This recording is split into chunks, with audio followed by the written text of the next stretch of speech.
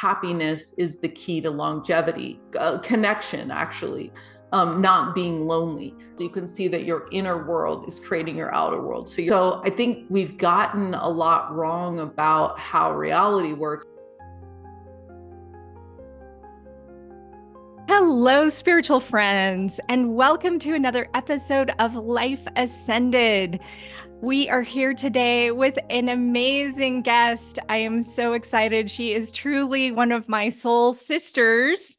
Her name is Zenka Caro, and she discovered the power of storytelling to deliver the most potent ideas to our doorstep, bringing genius minds and revolutionary ideas into our homes and transform ordinary individuals into the heroes who shape the world.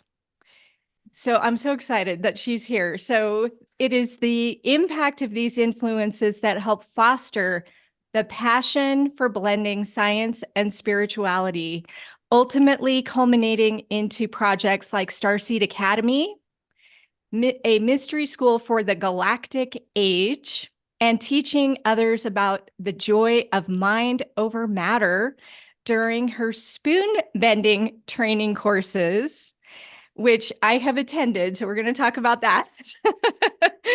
She is a notable futurist, software architect, and founder of LightNet, a collective intelligent think tank centered around consciousness and making the impossible possible. Welcome to the show, Zenka. Thank you so much. It's so fun to be here. It's been, I've really loved getting to know you and your work and what you're doing. And so this is such a fun time to be together. In fact, you're going to be released in the Purpose Lab episode as well. So it's so fun to feature you and to know you and to be around you. So yeah. Oh, well, thank you so much. Yeah, the feeling is definitely mutual.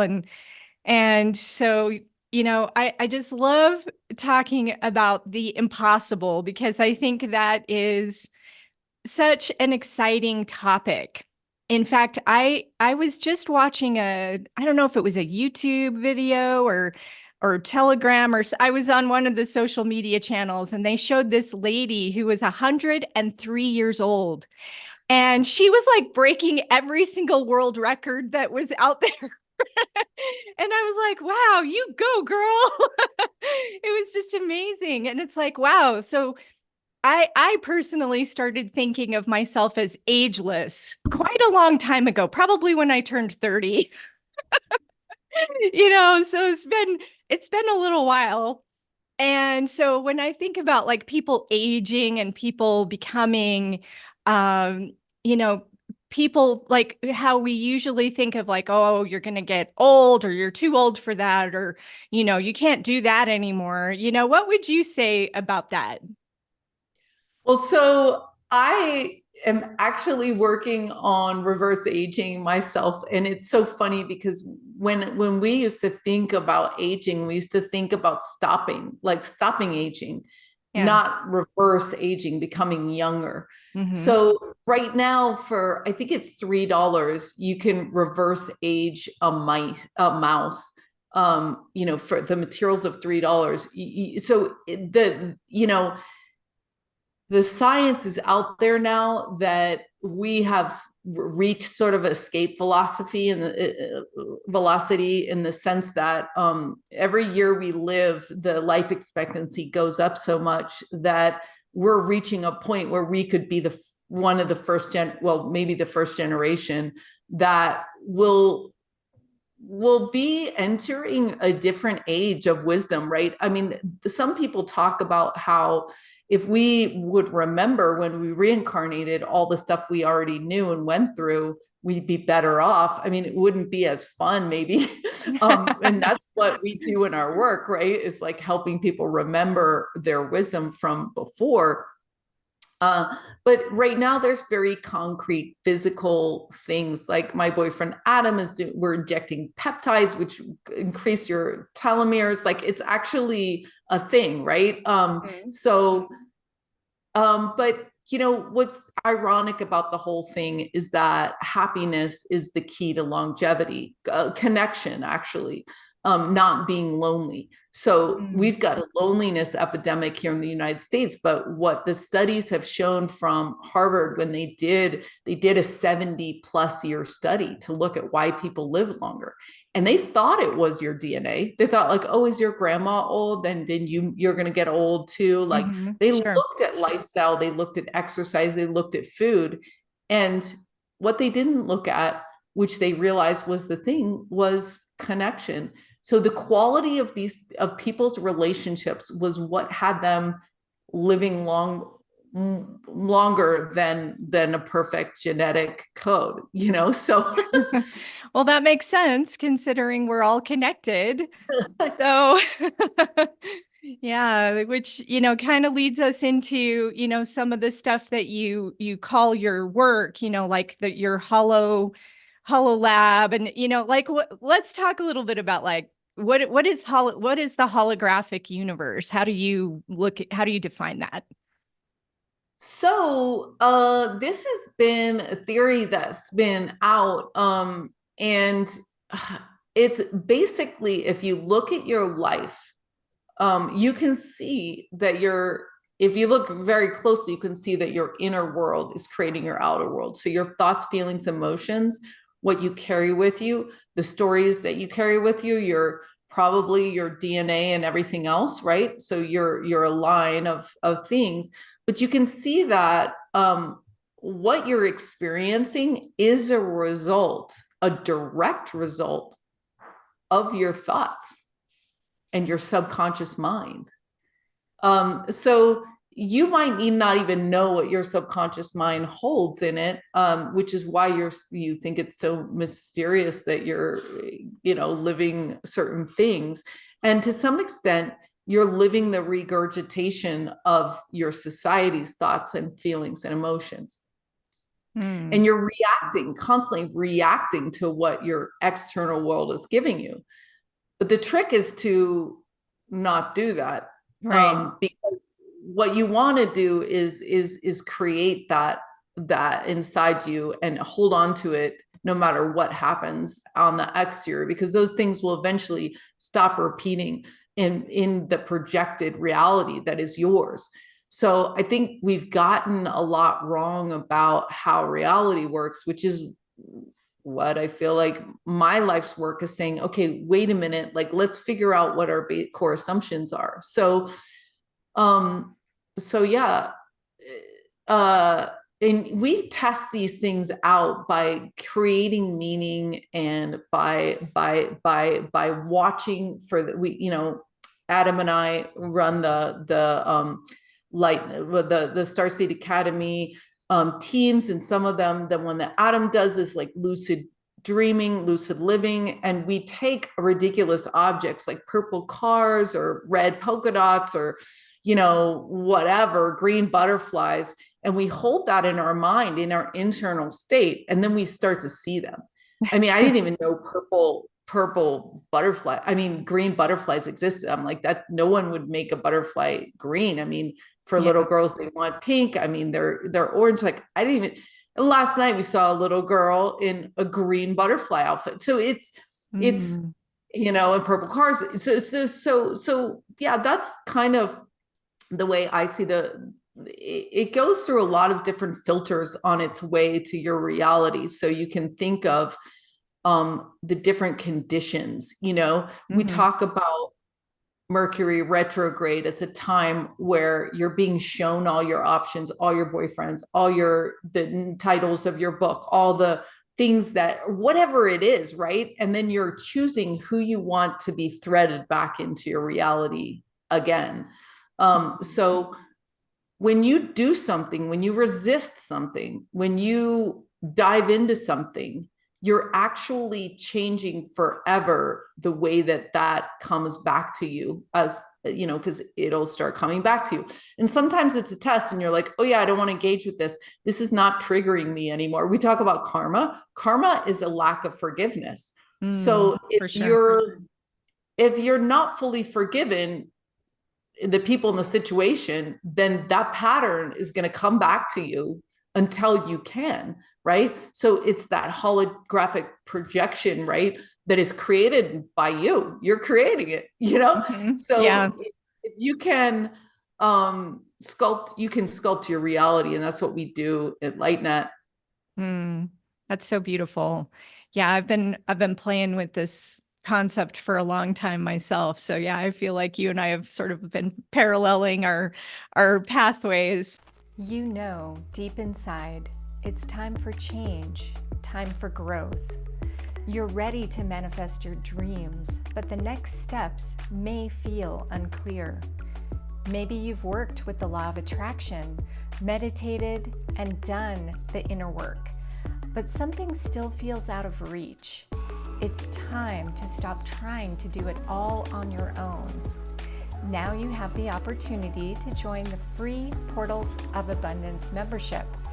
Inside, you'll receive powerful training and gifts designed to up-level your life across 5 key areas: health, wealth, love, purpose, and ascension. Explore transformative tools like uplifting custom songs, energetic attunements, invocations to raise your vibration, and 5-day challenges to activate change and retrain your brain. Plus, you're invited to join Cynthia's live monthly Cup of Love group heart healing, where you can heal your heart chambers while accessing higher states of love. There's no obligation, and it's completely free. Visit ascension17.com/membership to sign up today, because your ascension is calling. Now, back to the episode. So I love how you bring in like the fun and the playfulness too. So I want to talk a little bit about your spoon bending class. And I have to tell everybody, you know, I went to this was actually when we first met. I came to your, one of your spoon bending classes, and I thought, oh, this could be fun, and I had never really, everybody sees The Matrix, right? The movie, and he talks about, bending the spoon and everything. I'm like, wow, okay, this is cool. I love this. And so now literally I have spoons like all over my house. So I just wanted to show you, here's one of my spoons. And when I see this, it just reminds me of how powerful we are as divine beings of light. And it's like, yeah, if you think your reality is stuck or you're stuck in your life, it's like, go bend a spoon and it'll help you to realize that you're really not stuck. So that's really how it opened up for me. And so I just love that you teach that. And what's been your response to people when they have their first aha? Like what have you seen people do? Well, I know in my own life, I couldn't sleep the whole night afterwards. I was like, what? Like, we laughed, me and my friend, we went out and we just laughed for like 2 hours. We were just like, what just happened? And then we were like, I couldn't sleep. I was like, the implications of this is pretty big. And then I was scared to do it again. And then I did it again. And then I was scared to do it again. And then I did it again. And then now I just do it. But it's so interesting. So it's fundamentally changes the way that we perceive reality. But that's a good thing, because what it tells you is that nothing's impossible. Exactly. Yeah. Then you get the question of like actually what you want to make happen. And that's what we're doing with the Holo Movement Purpose Lab. Like, so it will be interesting to talk about that. But so once you figure out what it is you want to create, if you can bend a spoon, you can create that other thing, Exactly. So it fundamentally, this is telekinesis. This is mind over matter. This is working from the inside outward. This is saying, okay, I can miracle heal someone. I can you know, I can, you know, and you see it in people that have done amazing things, whether it's the 4 Minute Mile or becoming a president or doing whatever. It's like they have held that in their mind as something that they're doing because they're compulsed to doing it, because they want to do it, because it makes them come alive. It's their destiny. They really want it. And I believe that if you really want something, you won't be denied that experience. Yeah, You just have absolutely. to focus on it for a long time, you know. So the spoon bending is ridiculous. Like, we've sprouted seeds in our hands. Like, it's just, the research about it is ridiculous. Like, kids can move a coconut from one part, you know, roll it over. Like that. So the evidence shows that, you know, we can do things that seem, you know, That seem children are impossible. burning, yeah, we're burning holes in keys. So Yeah. if you can convince your mind that you can do that, you can do that. And that's, you know, interesting. And so we take on all these beliefs of the society and of our world. And unfortunately, the belief we took on was incorrect and incomplete. So just like the elephant that you're tying to a tree when it's young, and then you untie it as adult, doesn't go anywhere, right? Because it's not even thinking that that's even possible, right? Mm-hmm. So yeah, I think the spoon bending is all about reconsidering what's possible, and it's a really fast way to do it. Like, it's, you know, an hour and Mm-hmm. you're like, oh gosh, you know. so Yeah, so for i love sure. I love taking people there in a physical experience that they've had experience. And, you know, the way we do it is getting people out of their heads. Mm-hmm. We literally disconnect them from their heads and Yeah. cause a lot of chaos and a peak emotional experience. And in that peak emotional experience, you're lifting the car off your kid, period. That's what's Mhm. happening.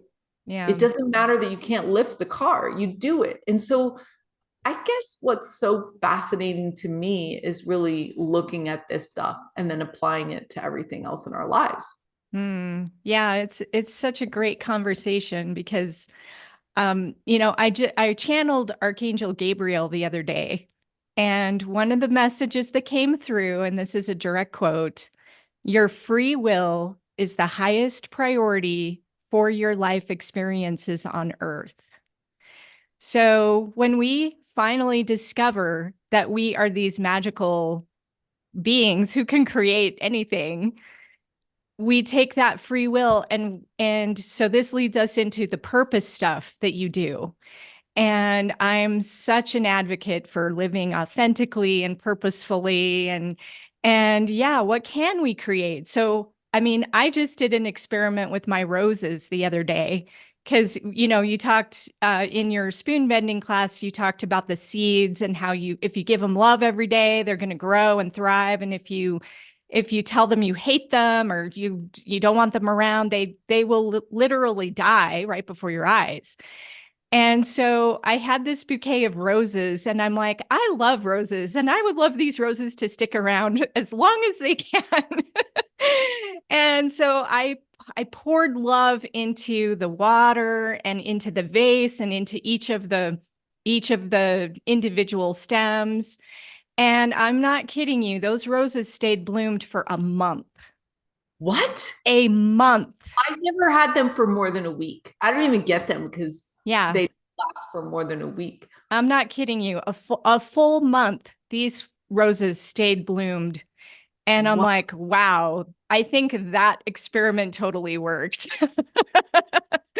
So, yeah, so if our free will is our highest priority, what should we be creating?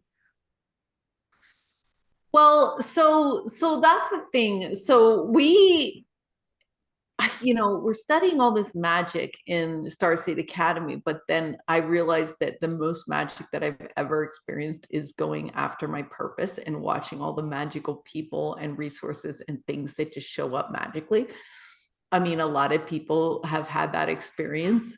So I would say that that's the seed of magic, is finding that thing in you that wants to express itself or wants to have that adventure in your life. And just like spoon bending, we've been told it's not possible to make money doing what we love, to fit in, to be in a society. It's a dog eat dog world. You know, you're not going to make a living at this, da, da, da, da, da. And here you're a perfect example of someone's taken a very small, you know, rare niche career and you've made it successful for yourself. And so you're proof that you can, even if your dream is something very specific like yours is, you can make it work. And so whether we have a purpose before we incarnate or whether we just have a character in the whole, like if we're all one, I'm the one that's like, oh, let's build some software, like a think tank on conscious, you know, like that's my role. Your role is helping people find their purpose and as well, because, you know, when you do your palm reading and hand analysis, it's actually, like you said, I mean, I was reviewing your interview the other day. It's like amazing. You can, you know, you were commenting that you can get someone's subconscious mind, that their brain is actually imprinting over time when the people that you've studied for that, you know? So I guess what I'm saying is that for whatever reason, only 5% of the world is living their purpose. You're one of the 5%, but why can't we have more people doing that? And that's a sad number. That's a really sad statistic. I know. And that's why we do, LightNet does what we do. That's why we're nonprofit. It's like, okay, let's change that. And, you know, 75% of the world, 76% of the world, on their deathbed, they regret living the life others expected them to live and not living the life they had wanted to live. So back to Gabriel, you know, your free will. Like when you're clipped, wing clipped, this clipped, foot clipped, da da da, you end up being a shell of who you are because you're not serving the collective, doing what you're supposed to do. You're doing what you think they want you to do, and et cetera, et cetera, et cetera. Yeah, it's like constant compromising. Right? It's like you can compromise yourself to the point of you don't even recognize who you are anymore. And I think that is one of the biggest tragedies out there. To be living someone else's life is, I mean, it's a crime. You know, I mean, it's time for us to reclaim our power, reclaim who we really are, but to really explore what that is and who that is. You know, the best question you can ask yourself is, who am I? Who am I? And then go into meditation and see what shows up. You know, I mean, I was so fortunate to be curious enough to follow my intuition that day. I went to the library and picked up my first book on palmistry. You know, I mean, I didn't know anything about it. I had never studied it before, but there are reasons why we get these little nudges from the universe, and the universe wants to help you. The universe is trying to push you into being who you are. It's like, oh, remember this? We're going to push you over here and remind you. And I think that's one of the great things about the spoon bending, because I do feel like we are, especially in the US, we are over obsessed with our minds and our logical minds. And I feel like, yes, there is a place for that, but there's also a place for the intuition.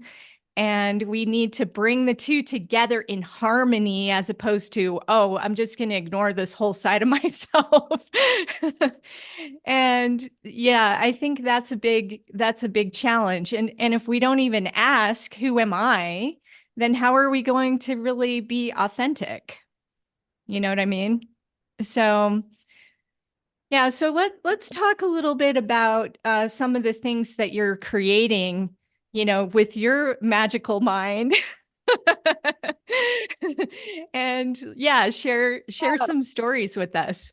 Yeah. So I just on that last point, I agree. Like we've ditched our intuition, we've ditched magic, and we live in a very cold and unmagical world.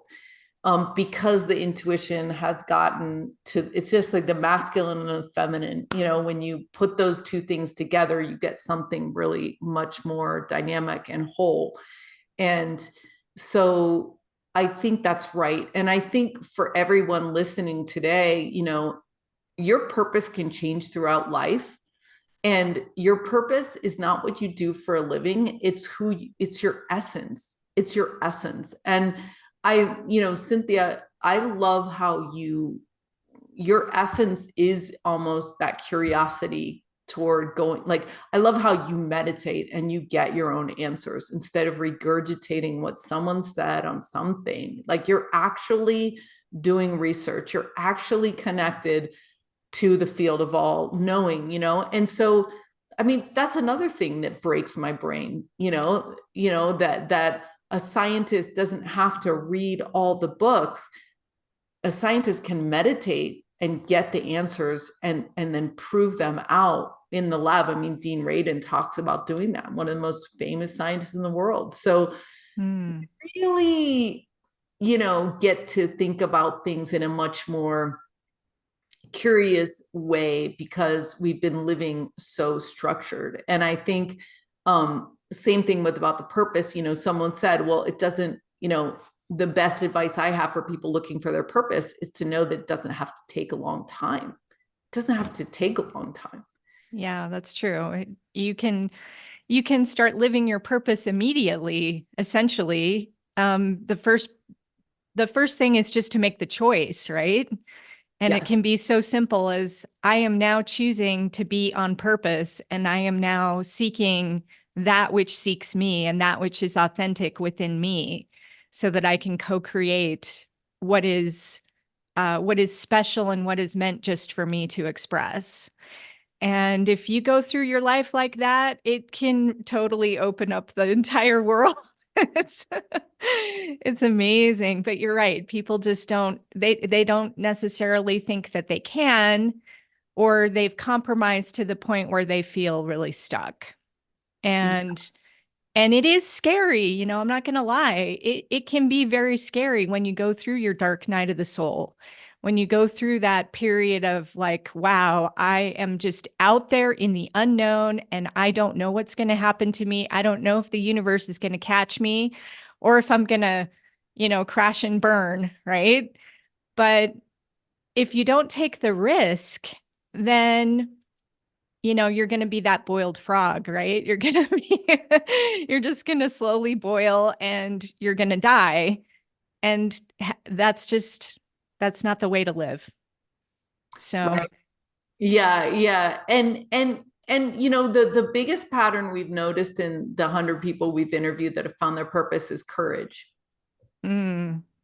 So a lot of times we will put things like, I don't have enough time or I don't have enough money. And that's one of the things that we are erasing in people's minds through some of our projects like the Dream Machine and other things, is that so we just had a fashion lab project and it cost $10,000 to do, but it really only, after trading, bartering, volunteers, whatever, it was $2,800, and we made $2,813 at the door.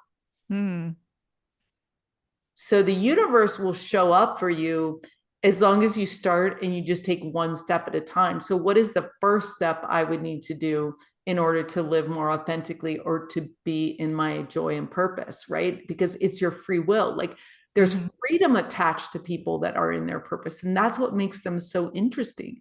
And that's what makes them so vibrant, is because it's like, wow, I want that. I want to live no matter what they're doing. It's just like, wow, that person's on fire. That person is living their truth. They're living their purpose. And so it's really just about those first steps. And, we do these labs where we take 8 to 12 people together and we ask them to go through an 8-week cycle where we say, okay, let's remove impossible out of this equation. So in the purpose lab, we're sitting down with someone yesterday and I was like, okay, what is the thing that you want to do? And then she looked to the side and she was like, oh, it's these 3 things. So she had never given herself the time and space to even ask basic questions, you know? So that's an interesting thing that happens. And then she was saying, I said, well, what could stop you from living your purpose? And she was like, only me. Mm-hmm. So we are, and I said, what do you mean? And she's like, well, I don't focus on it. And then I want to go too far and think I need a ton of money, you know, to do the whole thing, you know. So in that step-by-step process, everything is going to show up. So it's like that movie Outward, I think it was something like that, where the guy is literally walking across and the sidewalk is being built below him. And that's what I've experienced. I mean, like with the Fashion Lab is a great example. Like you just go forward and step by step, little by little, the people you need to meet will show up, the money will show up, the opportunity will show up as long as you're focused. Because that's another thing about looking at the outside world, the inside world. You know, if you want to know what your internal world is, what your subconscious mind believes, look at your life. Exactly. Your life. That's the result. So what we're doing right now in LightNet is really cool is because we're taking people. So as a nonprofit, we're saying, okay, if we could study how people do impossible things and share the data with the world, then we'll help everyone do that one thing, because what's impossible for me is easy for you, maybe, you know? And so, but it's the same principles. It's consciousness. It's understanding. It's flexing the understanding of consciousness, wrapping our head around it a little bit better. And so right now, what we're doing is really fun. We're taking people that are collaborators in our system, and we're saying, okay, let's go interview 100 people in each lab. Purpose lab. We have an addiction lab, because that can seem impossible to someone who's addicted. Like they can't stop, obviously they're addicted, right? So yeah, exactly. How do we stop doing stuff we don't want to do? Talking to past loved ones or ETs from the other side, levitating, getting out of a wheelchair, and bending a spoon. So we're looking for 100 people in each of those categories. And we're asking them, well, how did you do it? Like if there was someone behind you and you wanted to pay it forward and or whatever, help someone else get out of the wheelchair, what did you do? How did it work? And we look for the patterns. And so right now, all these people are starting to interview people on our YouTube and start to collect this data in every lab. And it's really cool, the patterns like with, you know, that we've discovered. And the other thing we do is we get together every month and we practice bending spoons. We have impossible coaching that helps people. What we're going to launch in 2025, which says, okay, show up with something that you feel is impossible in your life and we'll help you do it. And, you know, a lot of our stuff is based on, our small teams are based on Lynn McTaggart, who said that if you get 8 people together, the power of 8, you know, you can do anything. You can heal someone of cancer. Yeah, right? I've studied her work for years. Yeah, she's amazing. So yeah, the power of intention, anybody who's interested, the power of 8, you know, I mean, those books were really full of data too. Like she did worldwide studies on intention. And yeah, what she found was that you only need to have a small group to actually create this big effect. So it's called the Maharishi effect, where they had 7,000 people all meditating together and they reduced the crime rate by like 70% or some huge number worldwide. I mean, it was totally mind blowing. And so she took that concept and put it into smaller groups. And it turns out you can do the exact same thing with a smaller group. And that's what's so exciting is like, wow, the power that we actually hold within ourselves is so much more than we can possibly realize, you know, but we're learning and we're growing. And that's really what ascension is all about too. You know, I feel like as we ascend, we're becoming more and more into the memory of our true divine nature. So this is so exciting. We really are living in one of the most exciting periods right now because we're moving into this like, oh yes, I can actually do all these things. Isn't that amazing? And the things that we can co-create together. I mean, the hurricane, for example, I do a group where we get together and I help people move through like their emotional stress. And I like to do like a global healing as well. And so this was just when the hurricane in Florida was happening, and I'm like, okay, let's all focus on calming the storm, and that's what we focused on. We focused on the waves like lowering and, like all of those things. And then sure enough, that second hurricane actually wasn't as bad. So it's like, well, did I do that? Well, I contributed to that. And that's the power of what we can do. So it's all a matter of, yeah, what's purposeful for you? What are you passionate about? What do you want? Like, what do you want to create? And the possibilities are endless, right?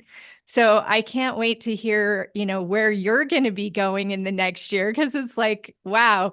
And it's funny you mentioned like that little by little, that phrase actually came up after I went to Machu Picchu in Peru. The guide kept saying that over and over and over again. He's like, we're going to go up the mountain little by little, because it was such a high altitude. And everybody was like, oh, I don't know, I'm at 13,000 feet. I don't know if I can climb higher. And he was very helpful and just like made us slow down. And I think that phrase is really important because, yeah, you're right. We think we have to get all the way to the end and we have to do it like immediately. And that's kind of silly because then you're not really enjoying the journey either. It's like we're not here to just be at the destination. We're here to be enjoying the process as well. So, yeah, I love that you bring that in, and it's like a discovery. So, Yeah, and I think we've realized over time that curiosity is that fear killer. So, you experienced a lot of fear living your purpose. I experienced a lot of fear living my purpose too, because you're thinking like, wait a minute, how is this exactly going to work? I'm in an unknown situation and nobody else I can look to did this before even. And so what is this going to be like? And but then if you get curious, somehow that washes away the jitters and your heart is in fullness, and you go forward and the universe catches you because the universe is benevolent.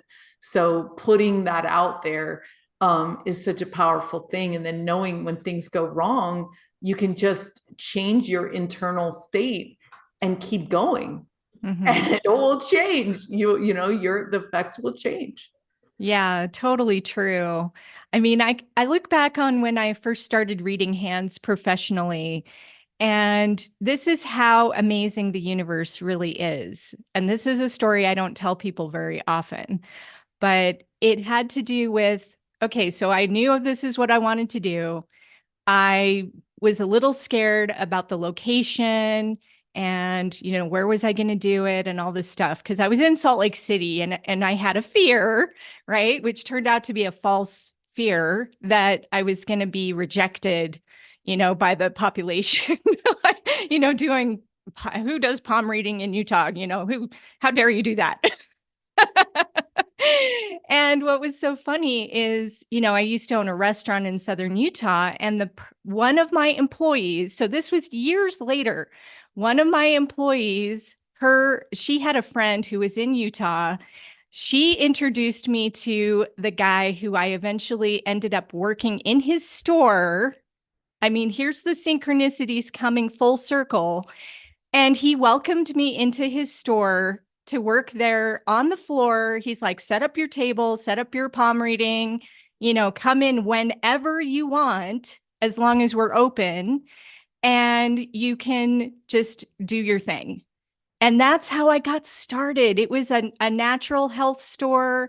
And he was a Mormon, which of course, I mean, Utah is a real Mormon community.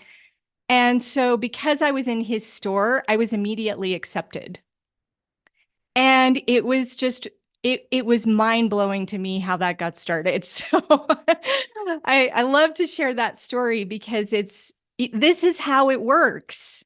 Like, this is honestly how it works. And you don't know that person you met 3 years ago, they might come back around and it turns into something totally amazing. So nothing is ever wasted in the universe, right? Yeah, you're in the right place at the right time. Yeah. So yeah.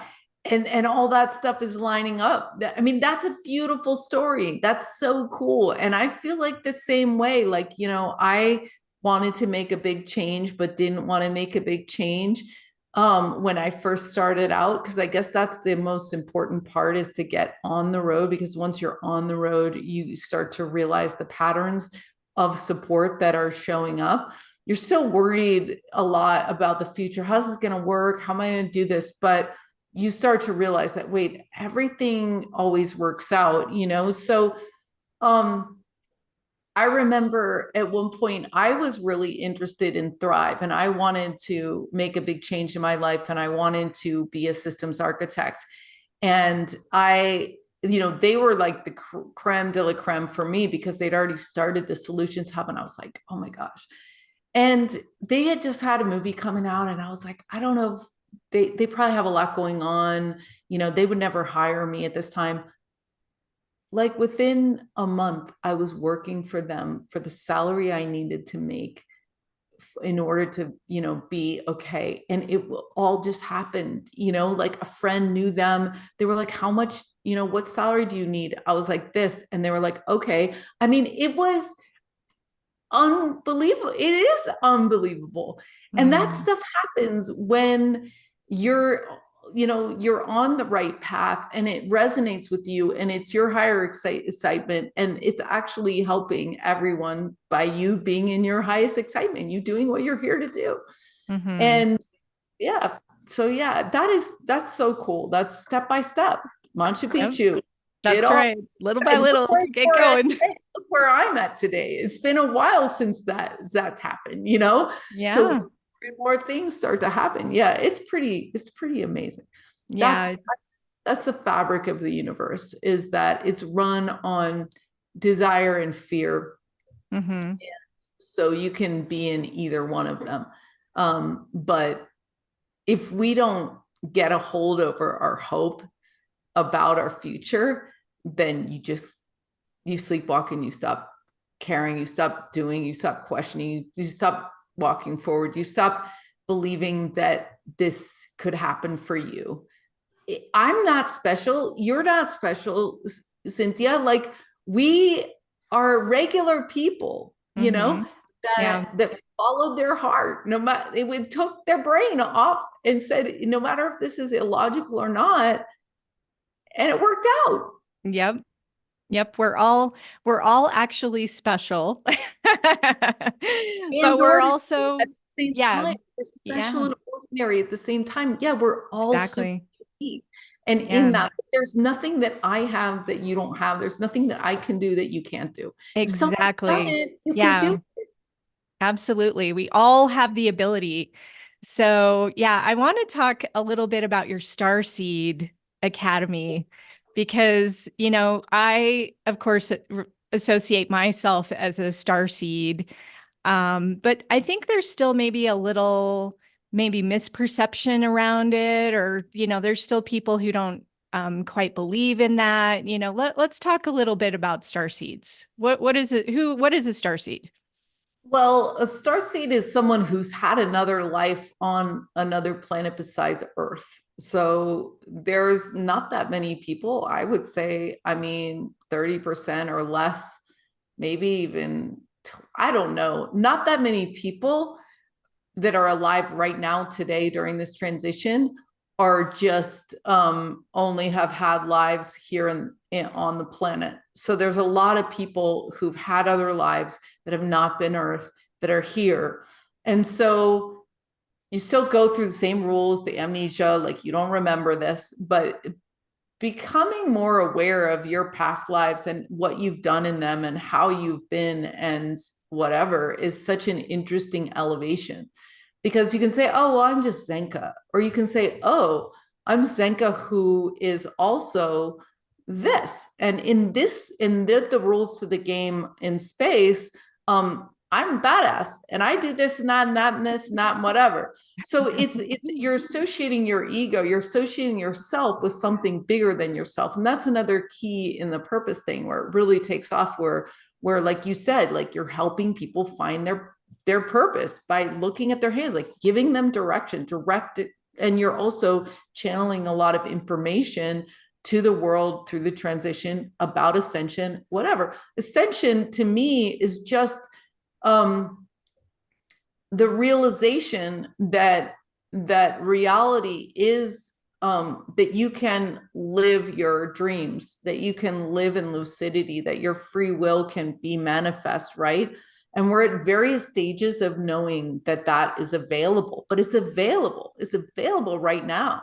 Mm-hmm. And so it takes a critical mass of people coming to that conclusion before we'll set into motion some of these institutions and these things that to support all of us doing that. But so right now, aliens are here. They've been here. I'm an alien. You're an alien. Like we're here. And then we're also coming, like in a physical sense, to, well, we're physical here right now, but we're also understanding the story in a new way, which is like, yeah, there have been crashes. Yeah, there are aliens that are coming down. Yeah, all the governments are working, to some extent with technology that's been brought, so it's kind of it's what we want it to be. And I think that we can catalyze this into a peace movement. I think we can catalyze this into a renaissance. I think we can catalyze this into a longer life and everything else. And I think that that's where the story ends, because we don't have reference points. I mean, we have Star Wars, we have Star Trek, we have all this stuff, and those supposedly are based much in truth, but like people like you, Cynthia, are helping us fill in the details of that. So what does it look like if, someone told me the other day, they figured out how to get to Mars in 6 minutes. I mean, that's not a bad commute. No, that's pretty fast. So all this kinds of stuff is coming. So what do we do with those thoughts? What do we do with that reality? How do we live that? How do we travel? How do we, so it's the starseeds are here. People that identify with this are here to give shape to the future that can be. And it's a time to let go of the old patterns. It's a time to stop going through loops, fighting and all the stuff that we're looping through that we don't prefer. Like, think about how much we could do with military budgets were on, creation budgets, like destroy your, it's like, wait a minute. No kidding. Right. So yeah. This is like everyone listening out there. And you told me that I was a Hathor based on my fingerprints, and that Adam was author, my son was author. So what does that mean? It's like, the answers are there in meditation, and they're there more crisply than I think we want to realize, because we want to look to a book or we want to look to someone else. But it's the same thing with purpose. I can't tell you what your purpose is. You can't tell anyone what their purpose is. It's an inside job. And at the end of the day, we're all alone, in the sense that only you can direct your future. And then there's all the people around you, that, because we are one, right? We're all one. You can compare and contrast. They can help you. They're giving you the cheat codes, and, just by reflecting back to you and all the stuff. But at the end of the day, like, we get to decide what the Starseed story is. And I think it's one of empowerment and renaissance and peace and trade and love and cultures. And just like, it's fun to go to China and be like, oh my gosh, you guys eat that? That's so wild. Like, what does this feel like on my skin? Like, where, like, what does it feel like to walk on the wall? Like, that's what it's going to be more of. It's going to be really fun to get to know other cultures and ways of doing things. And it's going to have an indelible effect on how we think and how we act. Yeah. Yeah. I'm excited to actually see that start to become more mainstream and more just in the conscious awareness of like, wow, you mean we have all these different ETs that are among us and part of us and within us, and what is that they're actually bringing, and each one has very special gifts to bring forward. So it's I think again it's very exciting as we start to remember and connect to that. So I'm just so grateful that you are here and you are doing your work, which is so valuable. And, um, it- what else would you, just to wrap up, where can people find you, and, how can they work with you? Yeah, so like I said, we do a spoon bending every month. To get that, you can go to starseedacademy.org/calendar or lightnet.org/calendar. Just figure out where we're at. We also you can find us on social media at ourlightnet.org. So we'd love to see you there. And if you would like to do something impossible, we welcome you into our community. We have a membership for 144 a year, which gets 72 events. So you can start being around people that are supporting your dreams. So yeah, come on in, be a part of our labs. Let us hope that we can pique your curiosity and tone down all your fears and tone up all your hope. All your hope and excitement and passion. Okay, well that's so wonderful. Well, thank you so much for coming on the show. So appreciate you and all the beautiful things you're doing, and the light that you're bringing to the world. I feel the same way, Cynthia. Thank you to your community. Thank you to you for what you're building and have built. It's just incredible how authentic you are and how knowledgeable you are and how effective you are. It's really all these sort of powerful pieces coming together in a beautiful life. And you know, like I said, you're one of the top 3 women in Sedona that I'm like, yes, she is doing it. Like, I admire you. So, yeah. Oh, thank you so much. And thanks everybody for tuning in. As always, we appreciate each and every one of you. If you have an idea for the show that you would like us to do, please let us know in the comments.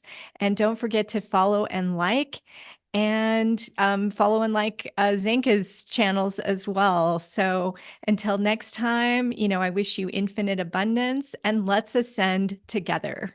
Thanks for joining us on Life Ascended, where you can discover your divine potential every day. Please show your support by tuning in, following, sharing your comments, and inviting others to listen. Take it further by visiting ascension17.com for deeper spiritual growth, guidance, programs, and products.